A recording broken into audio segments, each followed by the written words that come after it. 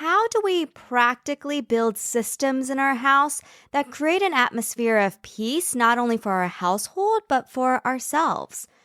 Stay tuned because I've got Laura Hernandez from Mama Systems and mom of 10 kids on the show today to tell us exactly how.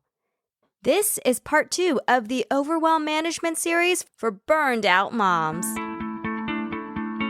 Motherhood is hard, and we don't have to carry the weight of it alone. Come grab a cup of coffee as we chat about how to apply our faith to motherhood so we can live each day with the kind of joy and peace that surpasses all understanding.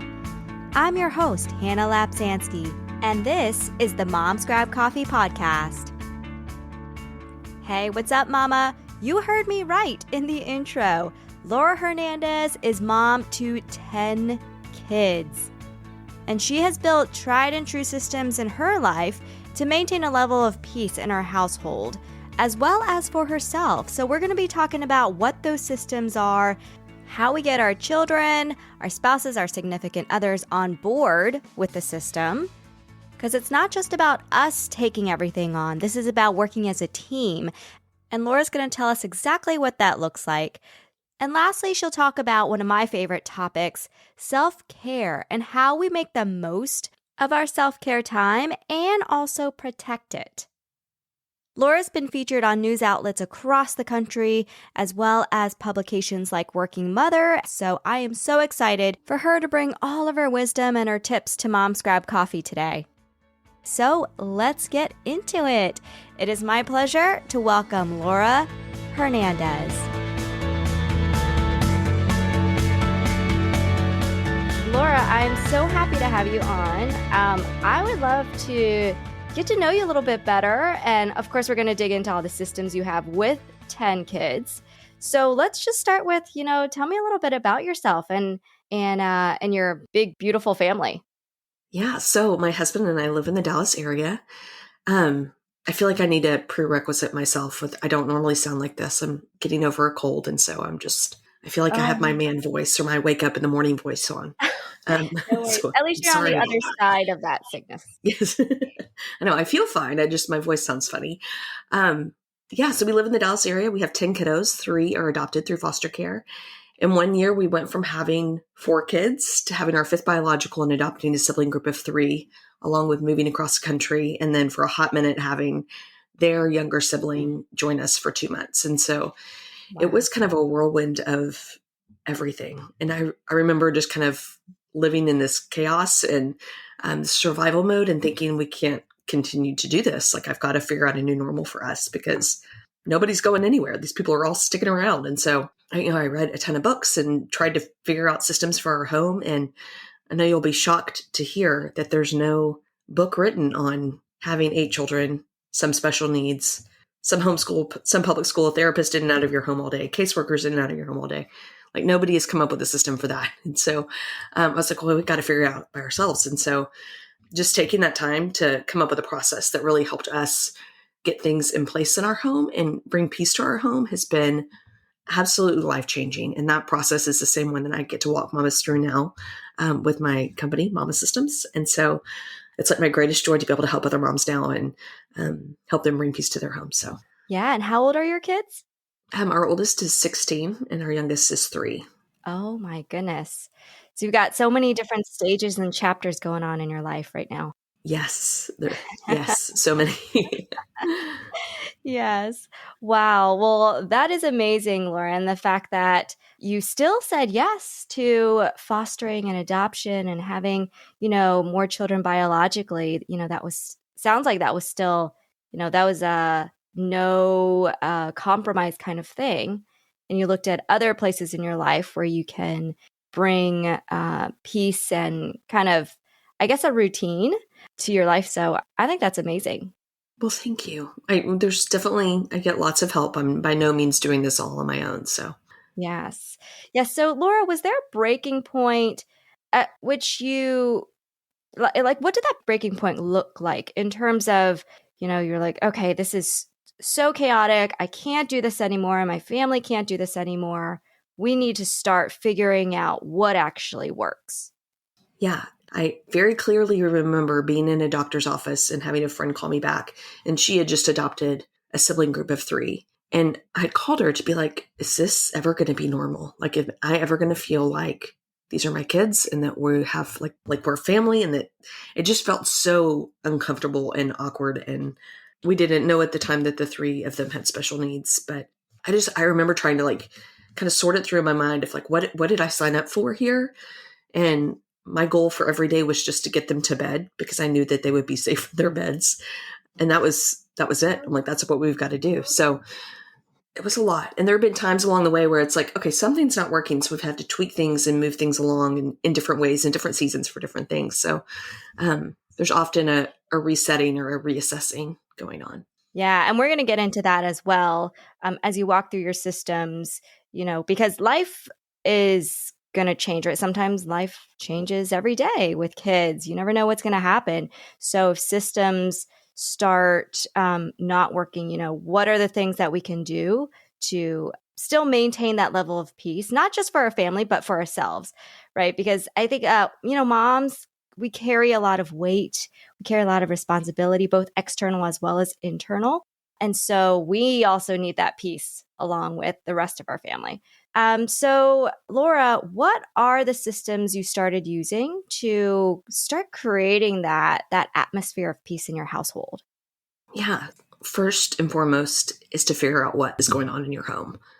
And this sounds like a very basic thing, but it's so profound because I think so many of us don't even know what we're doing and how we're spending our days and where we're spinning our wheels. And we're just very reactionary to, okay, you need this. Okay, you need this. And we're not even aware of what we're doing. And so to be intentional and to really create that peace, because it doesn't just come, like chaos just comes, but peace does not just come. And so to do that, we have to be really intentional with our time and with our priorities and where we're investing all of us too. So I love to just sit down with mamas and just have them write down everything that they're doing. And then my next question is always like, how do these things make you feel? And the things that make you feel like they drain you and you hate them, I want us to get rid of those as quickly as possible. And with some things that may not be doable, right? Like you may have no one else you can ask to help unload the dishes and you have to do it every day. Yeah, I was going to say, can I stop doing that then? Because I don't like doing that. Yeah, but there are different ways to like make it more efficient, to delegate it out to people. If you have other people in your home, like there's different things we can do to get those things off your plate. So every time we go through an item, we're going to ask the question, do you have to be doing this? Like your time needs to be spent on the things that only you can provide as a mama. And those things should take priority over anything else. So filling up kids' love tanks, they need that quality time with you. And so how are we going to prioritize that so that we make sure that that is met first and foremost? And dishes being done can be done by anybody. And it may not be done to your standards, but if we can get an older kid to load the dishwasher while you snuggle and read a story and comfort a kid who's had a hard day, like that's more important. And so I love to try to get as many things off of mom's plate so that she can be fully present with her people and really be able to assess the needs of the room and assess the needs of the kids, and she can deal with those things. I love that idea. And I want to reiterate, you said it may not be done to your standards, because I think that can also be a barrier to allowing someone to help you. You want it done a very certain specific way. And with some things, it may not be as important to have it done to your standards if the trade-off is you having more peace or you having the time and energy to go take care of a kid's emotional needs. So I really love that. And I want to make sure that that's very well heard right now. So Laura, what if you're going through your list, you identify the things that, that really drain you from doing more of the important things, and you don't have anyone to help? Like maybe you're a single mom, or, your kids are toddlers and they're not at the age where they can help in a safe way. What do you do? Yeah. So I am a big fan of batch working. I have found that that is like the most efficient way to get things done in your household. And some things you're not going to be able to batch work. So just to prerequisite all of that with that. In our home, we have a laundry day and we have a cleaning day and we have a kitchen day. and an errand day and an office day. And so each of those is broken down, and I'm going to complete my tasks on those days in the most efficient way possible. So my office day, everything, all bills, all things just land on my desk in a little basket until I get to office day. And so when I sit down during that time, I'm plowing through all my bills. I'm already in the mindset of like focus, have my credit cards out to pay things. I have my computer up. I can respond to emails. All of those things can just happen super quickly, opposed to get something in the mail. I open it up. I call the bank. I'm like waiting on hold. Like all of those things, when we break them up like that, takes so much more of our time. And so if we can condense things in group like tasks together, we're much more efficient with our time, and we save a whole lot of our mental load, because we're not jumping from task to task in our mind all day long. And so if I know that I'm going to have a day where I'm going to do all of my laundry, I don't need to be constantly thinking, oh, I need to go switch out laundry. Oh, I need to go fold the laundry. I need to go put away the laundry. Like all of that can just wait until laundry day. And I'm not thinking about that all day long, every day of my whole life, because some tasks are just, they feel like that's all I ever do is laundry and dishes. Right. Yes. And that's like no way to live our life. And the truth of it is I get our laundry done, our family of 12, I get our laundry done in 30 minutes. Oh my And goodness. What kind of laundry machine do you have? I don't just do it all at once. I have kids bring down their laundry and they bring it in, and then I'm like in charge of putting it in, switching it out, and then they go put their laundry away. And I've had even my 3-year-old can go put away his laundry. We've labeled his drawers so he knows where to put things. I don't fold kids' clothes because, oh my goodness, they shove them in there anyway, and Yeah. there's no point. And so really all I'm folding and putting away is mine, and everyone else is in charge of theirs. And so just that simple automation of doing it every week on the same day, and then having kids help, that delegation of like, hey, you're putting away your laundry and you're bringing it down, has been such a blessing to me. And so if we can just kind of think of things like that, I want to give this quick analogy and then wrap up the batching talk. When you're making a recipe and you look at all the ingredients and you're like, okay, well, I need to go to the store and get these things. And so you go to the store and get those things. And then the next morning you're like, oh, and I want to make crepes. So I need to go back to the store and get these things. And you plan each meal that way. And you go to the store every meal to get all the things you need. Like that seems kind of ridiculous, right? You're wasting gas money. You're wasting your time. All the things you're wasting when you could just sit down, look at your week, look at your plan, and write out a big list and just go one time. Like it just saves so much time. And that's what we do when we think we're multitasking. That's what we're doing, is we're task switching. We're going back and forth and doing all these different things that we don't need to be doing. Yes. That really speaks to me because I tend to task switch a lot. I tend to multitask a lot because to me in my mind, and my mind's playing tricks on me, when I check off more things, I feel more accomplished. Like I achieved more. So even if I did a little bit of laundry today, I achieved laundry. Okay, but it's going to come back for me tomorrow. And so I think you're right. We live in a very multitasking is good, or getting more things done is a good thing. I feel like that's very prevalent in our world. But as you spoke of, and personally in my experience as well, when I'm able to step back, pause, and just focus on one thing, then I do actually feel more accomplished. I just have to remember that because I default back to, all right, I got to do my 12 things today, and then those 12 things come back tomorrow. So I love that idea of batching. Now, with your kids, spouses, other folks that may be able to help in the household, how did you go about setting that expectation? Like, what did that conversation look like so that everyone knows what to do and when to do it? Yeah, so we have a very set rhythm.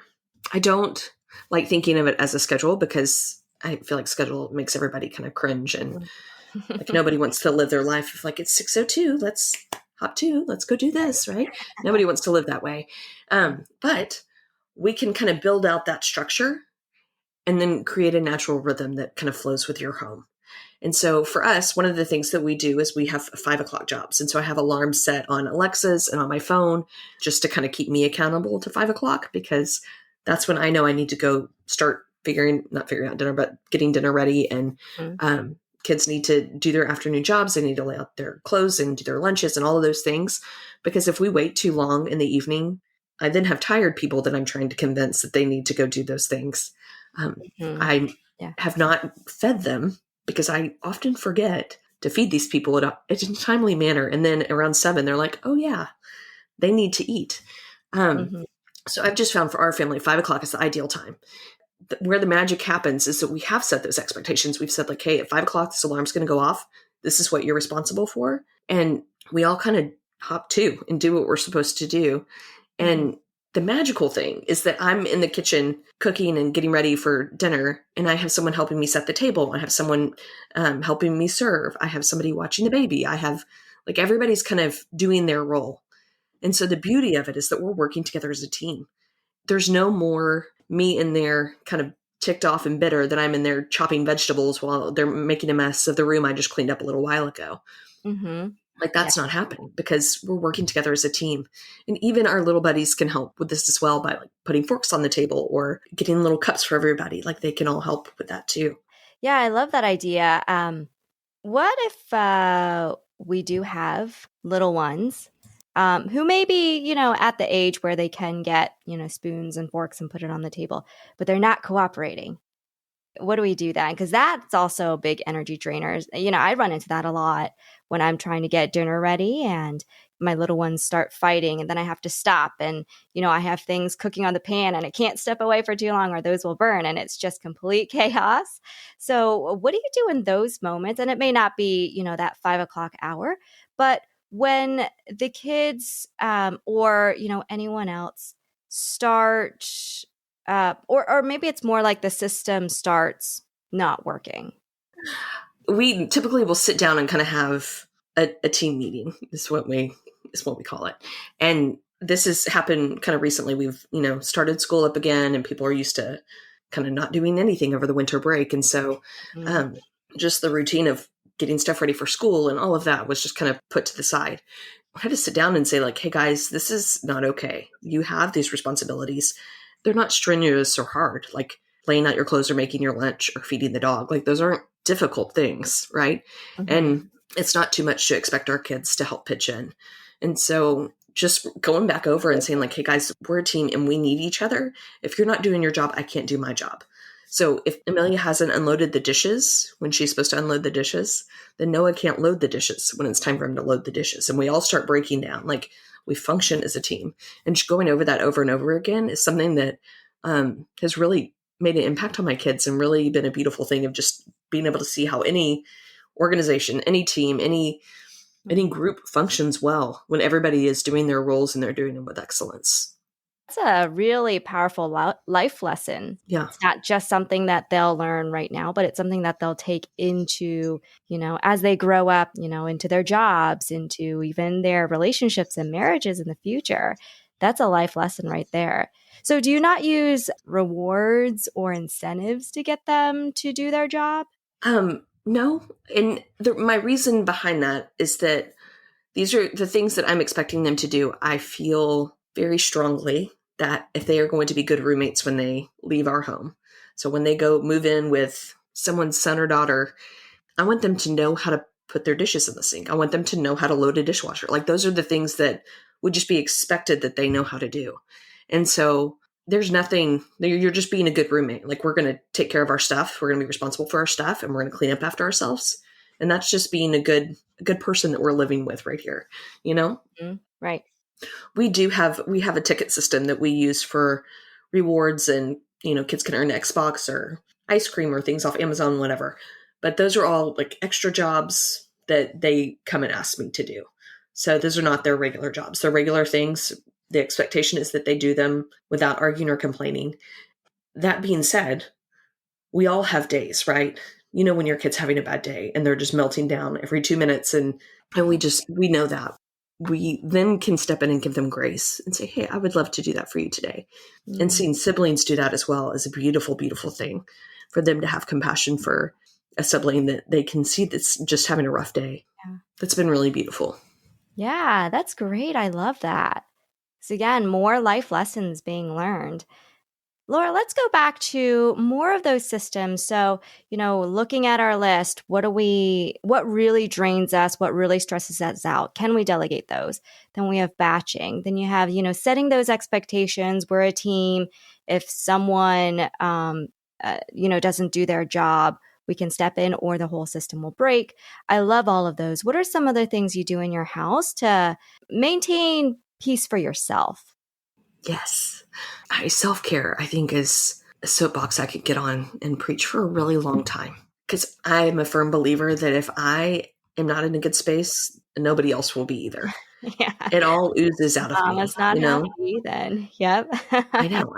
I don't know who invented that, but they knew what they were talking about Yeah. because just our whole demeanor, even if we're just grumpy and not like barking orders or anything, like the whole household is affected by that. And so it's really important that we take care of ourselves. I want us to think about this on a deeper level of not just like going to get a pedicure and whatever we may kind of first off think of as self-care, but I would love to figure out what feeds us on a daily basis. What do you need on a weekly basis? Like, what does that look like Mm-hmm. long term? Like your health, your body, your soul. Like, what do you need to really show up as your best person today? So for me, that looks like spending 30, 45 minutes in the morning just by myself, reading and quiet. And that really gets me in a great space. This morning, I actually slept in and pressed snooze on my alarm. And the whole morning has just felt like I'm behind, I'm not caught up. Like it's just felt chaotic. And it's because I have missed that little piece of my quiet in the morning. I know that date night for my husband and I is kind of a must. And that's how we're going to protect our relationship.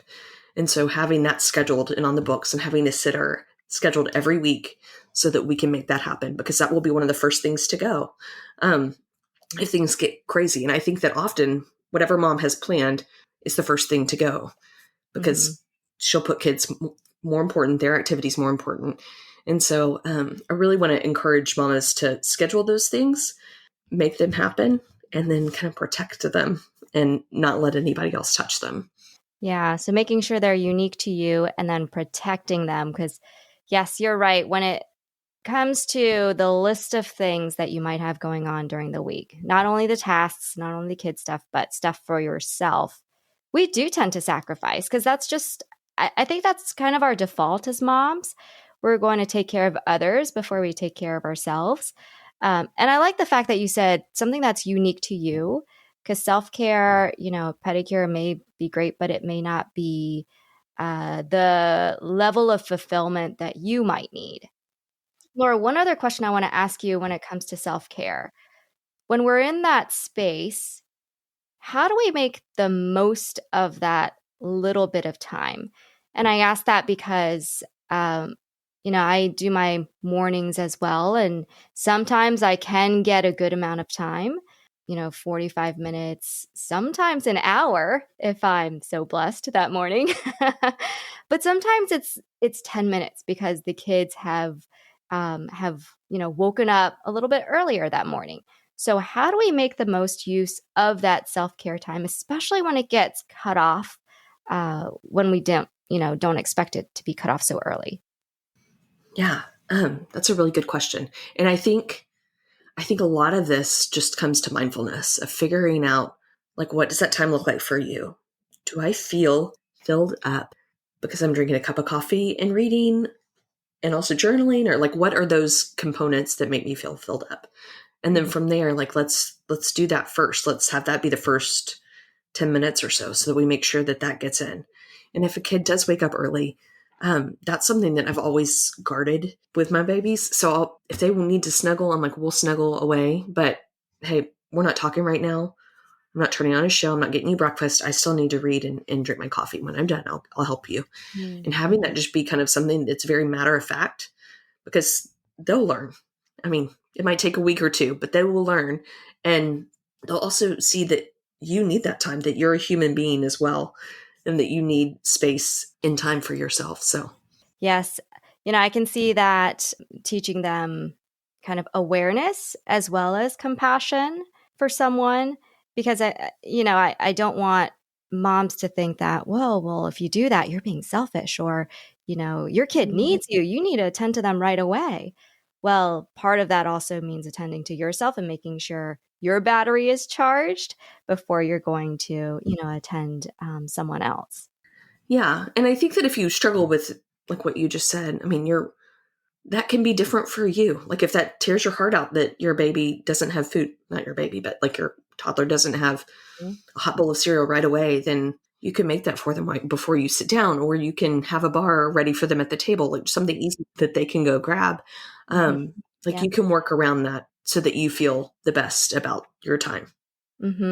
Yes. Yes. I'm glad you said that, Laura. Laura, any other systems that have worked really, really well for you and your family? I really just think that nighttime routine of our 5 o'clock jobs and prepping for the next day then it flows over into our morning going really well. And and hear me say, I don't want for a minute for people to think that we are all sunshine and roses over here all the time, because that's not true.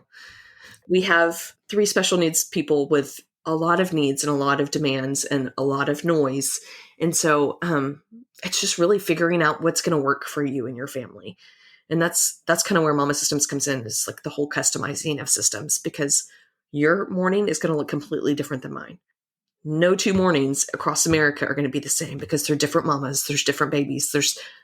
Everything about all of our homes is completely different. And so just figuring out what works for you, what fills you up, how are you going to inspire your people? How are you going to love your people the best? How are they going to be filled up? Those are all things that really take a lot of intention and a lot of thought and a lot of planning. And I think so often we don't do that. So I would just want to encourage people to really step into that and really try to embrace how they can be the best mama to their people and how they can be the best manager of their home. Yes, I love that. I think those are really hopeful words, that even if you're at the end of your rope here and you feel like you can't get through each day, that there is a system that Laura can help you with. So there is help and there is hope. Laura, let's talk about your favorite way to de-stress as we close out here. That moment, so you have your morning during the day when things are just chaotic. What is your favorite way to de-stress, whether it's in that moment or, at the end of the night, or, kind of to keep your level of peace? I have so many things I want to say. Share them all. I think one thing when I'm like, because you say it gets so chaotic, I'm like, that's right when people walk in from school. Like it goes from like so peaceful, like a beautiful island, to like a bomb going off, right? Yeah. It's a lot. And so being able to kind of anticipate that, and then kind of working from there, it's like, okay, I'm going to have snack ready when they walk in the door. I'm going to have classical music playing when they walk in the door, and I'm going to have a candle lit so that I can kind of center myself as everyone's coming and handing me papers and things are becoming a mess, and all the yelling and all the talking and all the things. And it's just a sensory overload for me. And so how am I going to kind of center myself and be calm and get back to that place of peace and respond to them out of that? Because I don't want them to walk in the door and be like, be quiet. Like, y'all are too much right now. Like, I don't want that at all for them. I want this to be like a peaceful place where they can come and let their guard down and feel safe here. And so I think anticipating those things is a big piece of that. Do a lot of deep breathing. It's like, okay. And then I also ask my kids for a minute. If I'm feeling overwhelmed or overstimulated, I'll just say, hey guys, I need a minute. Can I have some bubble space? Do you mind going and reading for a minute while I kind of calm down, or whatever that is? Like the same strategies I'm teaching my kids, I'm also doing, which I think is helpful. Space. I like that. It's a good visual, Yeah, we have one that does not understand that concept at all, especially with strangers. And so we're always like, pick your bubble space. She struggles with that. So it's just a concept that everybody understands and gets. So that's awesome. And you're sharing a Mama Care guide with us that'll, can you tell us actually a little bit about that? Yes. So it walks you through kind of step by step how to figure out what's going to fill you up. Like, let's think through your body, your soul, your mind. Like, how are we going to nourish you as a person? And then from there, like, okay, so I need to plan a mammogram because I haven't done one yet this year. That's part of me taking care of my body, taking care of myself. That's kind of a personal example there. Yeah. I just realized after I said that. No, it's important. It is important. Yeah, it is very important. Yeah. Preventative health appointments get pushed aside a lot. At least personally for me, it does as well. Yeah. And I Like, think for a lot of moms, it does, yeah. which is why Yeah. we added that section in there, is because I really wanted to make sure. I mean, getting your teeth cleaned, things like that. That I have a friend who's like, it's been 7 years. I'm like, that's not okay. We need to take care of Right. your oral hygiene. Anyway, writing those things down and then creating a plan to make those happen. So, how are we going to ask someone for help? Different ideas on who to ask for help, and things that are more like, I think if for most moms, they could ask their partner and say, like, hey, I need to go get my teeth cleaned. Could you watch the kids while I go get my teeth cleaned? No problem. Mhm. The bigger issues are, hey, I need a weekly girls' night. I need to be able to get out of the house. I need to be able to have adult conversation with my friends. Like, I need that. So Mhm. figuring out how to verbalize that to your spouse or your significant other and saying, like, I need this. How can you help me achieve this? Because this is important to me. So we walk through all of that too. Amazing. Yep. So we will have a link to that in the show notes. So mamas, make sure to go check it out. Laura, this has been such a pleasure. Thank you so much for sharing all your tips and your systems. It's been fantastic. It has been. Thank you so much for having me. All right, Mama, that was Laura Hernandez, and I hope you enjoyed all of those tips that she shared and that you try some out for yourself. Personally, I'm going to try batching. That one really spoke to me. Before we close out for the day, don't forget to go get your Mama Care Guide. I have a link to that in the show notes. And also, if you haven't done it already, go submit an entry to win a copy of God is Still Good by Katie Ferris. It's all about finding gospel hope and comfort in the sorrows of motherhood, and what I like to call a literary lifeline for weary moms. So go enter to win a copy of that at katie.momsgrabcoffee.com. Okie dokie, Mama. Thanks so much for hanging with me today. Your time is so appreciated, and it means a lot that you spent it with me. Have a beautiful, hope-filled week, and I'll catch you again next time for a cup of coffee with a side of faith, wisdom, and hope.